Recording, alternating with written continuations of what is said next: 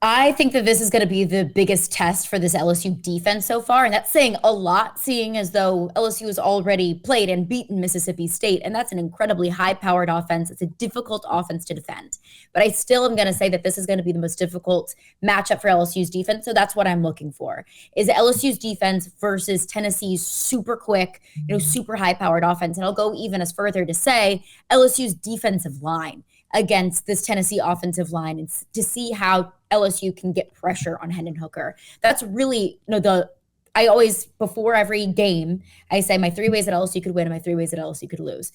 Little peek behind the curtain of what's coming up next on Locked on LSU. One of my keys to this game is getting pressure on Hendon Hooker. And this Tennessee offensive line has done a pretty good job of protecting Hendon Hooker. Is that the offensive line, or is that just Hendon Hooker being able to extend plays with his legs and being athletic? I'm not sure, but either way, Hendon Hooker has been protected. So it's how can this LSU defensive line keep up first with this Tennessee offense, because that's not an easy feat. It's a very, very quick offense. So how can LSU's defense keep up, and how can they stop it?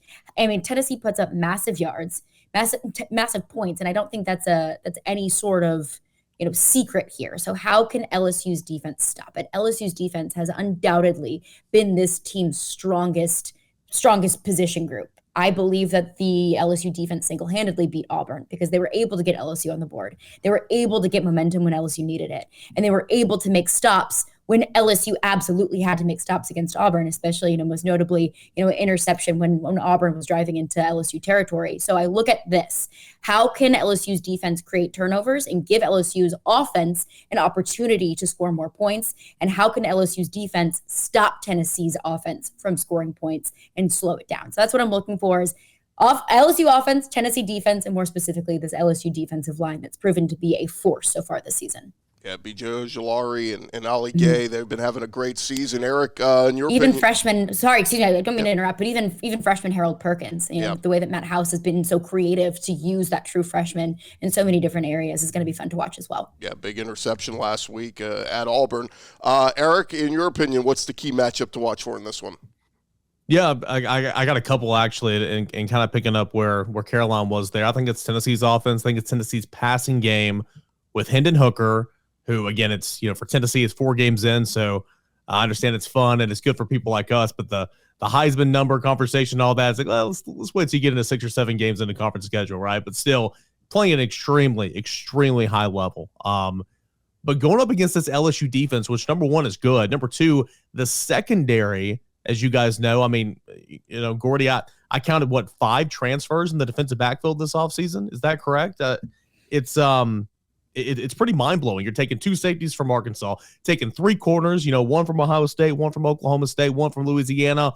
All of those guys played a ton, and they've all kind of been working in and out of the lineup. I know Banks got injured the other night, the transfer from Ohio State, but they've all been kind of working in there alongside Jay Ward, who's been at LSU for a while, just trying to learn how to play against play with one another, gelling back there and all that.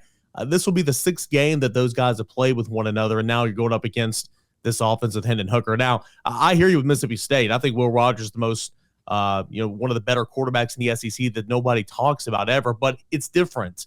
A lot of his success is, from 7 to 10 yards on passing attempts when Hendon is going to chuck it down the field a little bit. So it's going to be a little bit different. I'm so intrigued to see what Hendon's passing game, with or without Cedric Tillman, looks like against that experienced, albeit not together, secondary of LSU. Another one is, B.J. Ojulari, the one-time Tennessee commit. I've said that about 100 times this week. Man, he is a good player. And, Gerald Mincey, he's going to have his work cut out for him. Darnell Wright, potentially at times, going to have his work cut out for him. Jabari Small, Jalen Wright, the running backs, going to have to get up there, keeping the tight end, 6-man protections with the Princeton fan, Jacob Warren. Tennessee's got to have all eyes on B.J. Ojulari, and that's going to affect the way they block him, but potentially it could open up something on the other side for Gay as well. And so, we'll see. Those are a couple of ones I'm looking at, and, of course, Jabari Small got going on the ground in the second half against Florida. That was good to see. This LSU defense, the front 7, very stout against the run. Tennessee is going to have to run it to win this football game, and it can't just be Hendon Hooker. So those are a couple ones I'm looking out for. I think it's going to be a really, really, really good game.